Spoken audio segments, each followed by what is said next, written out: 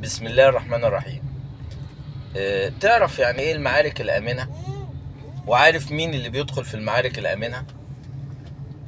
المعارك الآمنة دي لما يكون في قضية مهمة والقضية دي مرتبط بيها طرفين أو ثلاثة أو أكتر، فدايما كداب الزفة اللي يدخل المعارك الآمنة اللي عايز يثبت لنفسه بطولة زائفة، فبيختار أضعف طرف في الأطراف اللي موجودة حوالين القضية ويبدأ يحط عليها.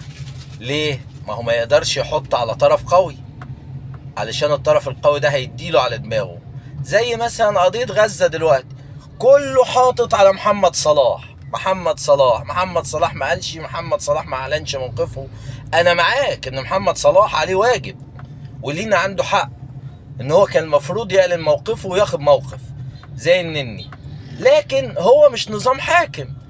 احنا بس نقدر نقول للحكام في الدول العربية ان هم يحاولوا يساعدوا غزة في دخول المساعدات الإنسانية بس كده. لا طبعا ما نقدرش انما نقول لمحمد صلاح. ليه؟ لان محمد صلاح مش هيحط علينا، انما هم هيحطوا علينا. هي دي المعارك الآمنة، المعارك الوهمية. عرفتوا يعني ايه معارك آمنة؟ هي دي اللي كداب الزفة دايما يدخل نفسه فيها.